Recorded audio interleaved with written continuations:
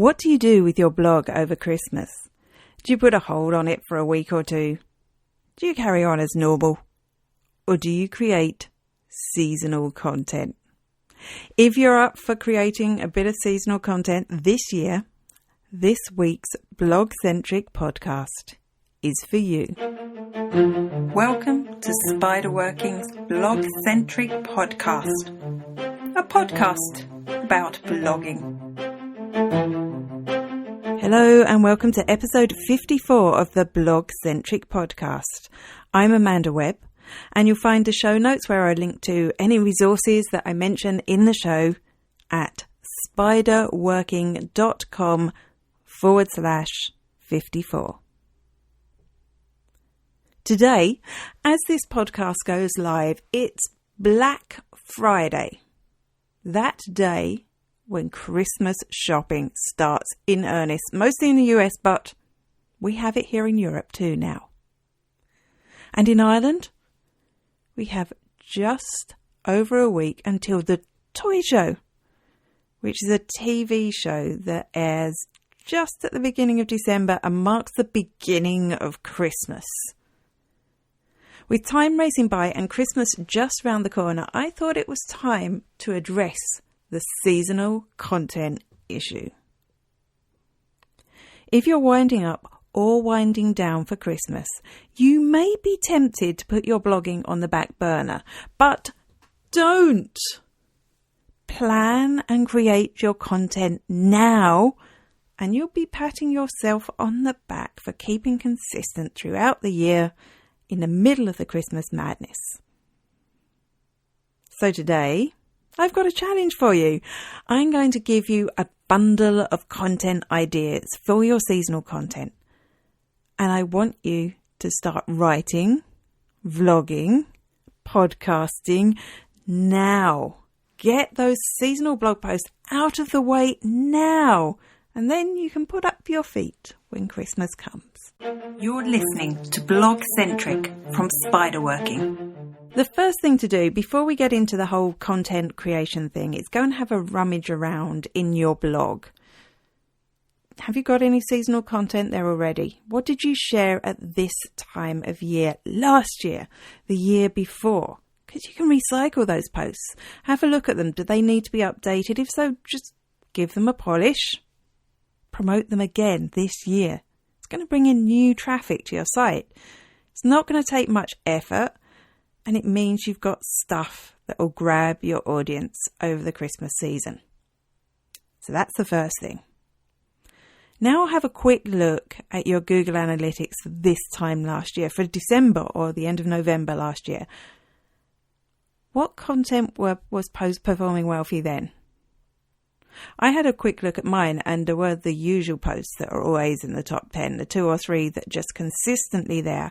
But I noticed that my posts on running successful Facebook contests were creeping in there as well. They were doing well. So it's those posts I need to be promoting more on social media in the run up to Christmas. I've made a list of them. I'm trying to do any updates that need to happen, and I'm sharing them out on social again. So now you're revitalizing that old content, it's time to think about that new content. And before I give you my 10 topic ideas, think about tying into a theme.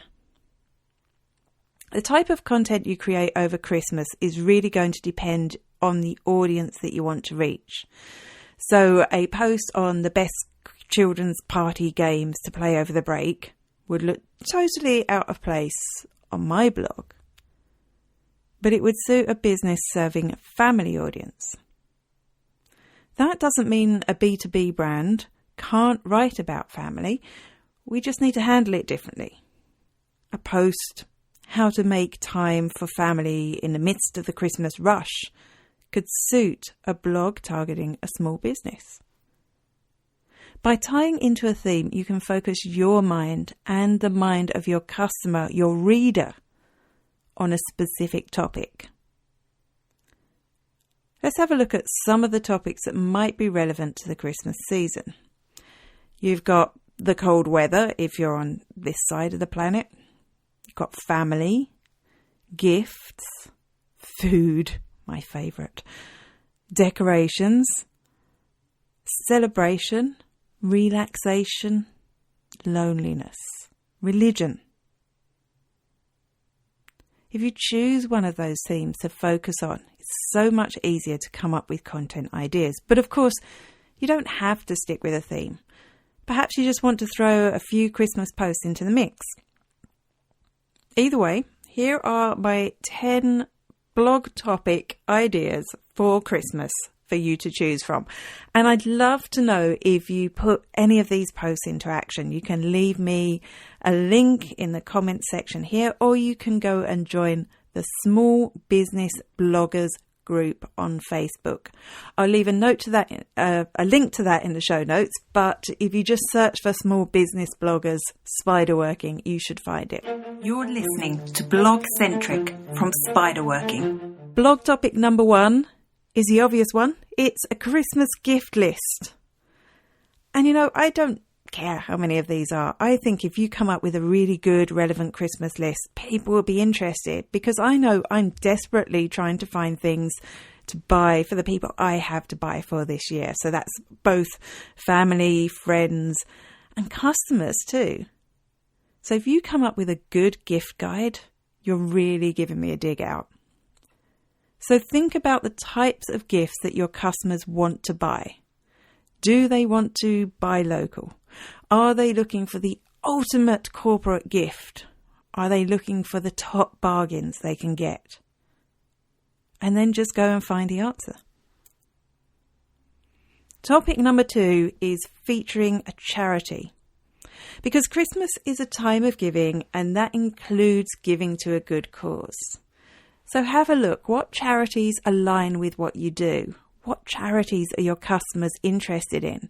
And if you can get hold of those charities, and maybe you could interview someone, feature one of their campaigns, it's a nice thing to do. And it's also going to be rewarding to your customers that might be looking to invest in a charity gift, or just to give some money away at the end of the year. Topic number 3, a how-to post. Because how-to posts are hugely shareable content. Is there any content you can create, any blog post you can write, any videos that you can create that show people how to make something for Christmas? So maybe you could create a series of posts on how to eat healthily over the holiday period. Or maybe you can show how to do some quirky gift wrapping with recycled products. Or maybe you can show people how they can manage their budget effectively over Christmas. I wrote a post last year on how to take more creative photos for your Instagram account over Christmas. Just think of what might be useful to your customer and create the posts. Topic number 4 is things to do.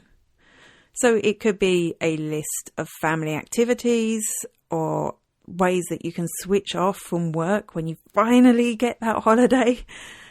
Create a list of activities that people can take part on over the break.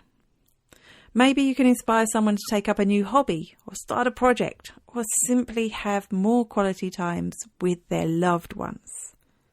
Is there a cool card game that you can recommend? Is there some great outdoor activities that you can do in the cold weather? Topic number 5 is a review post. Review posts are great. What products or gifts can you review? So I know Connor Boffin on connorboffin.com, his blog's called One Man's Meat. Last year he did some really quirky reviews of supermarket Christmas puddings, I think, and mince pies. They were really entertaining and useful posts, because I never know which ones I should buy. So could you do something along those lines?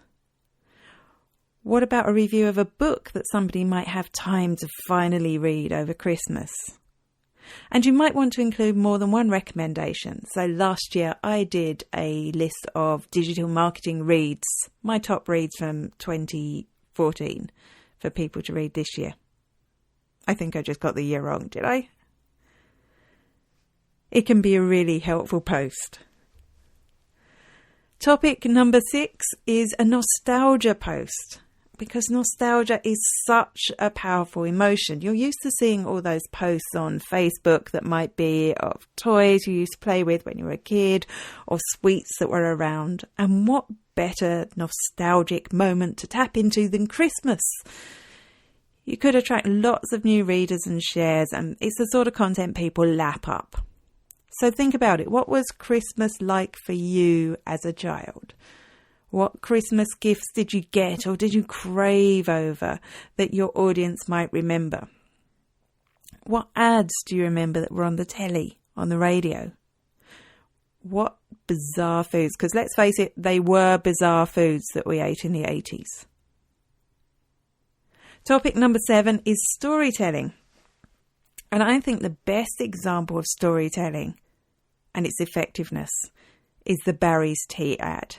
Now, if you're living outside Ireland, you've no idea what I'm talking about. So I'm going to link to it in the show notes, which are at spiderworking.com/54. But this is a massive milestone for us in Ireland. When the Barry's tea ad comes out, it really is Christmas. And I think it's usually early December before we hear it on the radio. And basically, it's a story told from, it sounds like a grandfather, but I think it's a father's point of view of one Christmas he had and a train set that he got and him buying the same gift for his son. And it's full of nostalgia, it's full of sentiment and a good cup of Barry's tea. And it's a wonderful, wonderful ad. It taps into emotion every time. It makes us feel like it's Christmas. And it's been running every year in Ireland since 1994. That's before I was even in the country. That's the power of a good story. And we're fascinated by stories as human beings. So do you have a story you can tell? It might not be as great as the Barry's tea story, but people love stories. Maybe you could tell the story of your first Christmas in business. Maybe you could tell the story of a customer, real or imagined, that you've helped. A story of what inspired you to start a business. Whether it's a success or a failure, people will love it. People keep reading to the end. That's the nice thing about stories. People want to know what happens. Now, as it's a Christmas story, I do suggest you put in a big dollop of sentiment in there. Think Dickens. Think Barry's tea. Topic number 8 is trivia. Can you collect a series of quirky or seasonal facts relating to your business, or even focus on just one quirky fact? For example, did you know that Christmas Day hasn't always been a day off? If you write posts for other businesses, that might be a good one to delve into further. If you're a gift provider, you could focus on the cost of the 12 days of Christmas. Did you know if you bought everything in the 12 days of Christmas, it could cost you $1.3 million, apparently. If you're in the romance business, what about telling the story of the origins of kissing under the mistletoe? Topic number 9 is a naughty and nice list. Imagine you are Santa. You are Santa of your industry. What industry-related topics, people, themes are on your naughty and nice list? For example, I might put Twitter on my naughty list for getting rid of the share counts. And maybe I'll put Facebook on the nice list for delivering so much traffic to my website. You can see where I'm going with this, can't you? It would be a fun one to write. And topic number 10, all I want for Christmas is. What industry changes would make your life better? What struggles do you share with your customers and your readers that you can write about? So maybe if you're a tourism business in Ireland, you might wish for a warm summer. If you're a farmer, maybe what you want for Christmas is a rise in milk prices. If you're an online marketer, maybe a bucket full of Facebook reach. You're listening to Blogcentric from Spiderworking. That's my 10 ideas for you. Are you willing to take one on? Don't forget, if you do, leave your links in the comments on the show notes or come over to my Facebook group, which is Small Business Bloggers Spiderworking. As I said, I'll leave a link to that in the show notes, or you can just go and search it now on Facebook. Don't forget, before you go, I would really love it if you could give me a review on iTunes or Stitcher. And the reason that could be what I want for Christmas, actually. Is that what you'll give me for Christmas? The reason that's good is the more reviews I get, the higher iTunes pushes me up in search results, which means more people discover the podcast. I see more people listening, and I want to podcast more and share more. So I'd really appreciate it. And you know what? It's good karma too. You never know what good things might happen as a result. Until next week, happy blogging. Blogcentric from Spiderworking is sponsored by We Teach Social, social media e-learning courses for small business. Find out more at weteachsocial.com.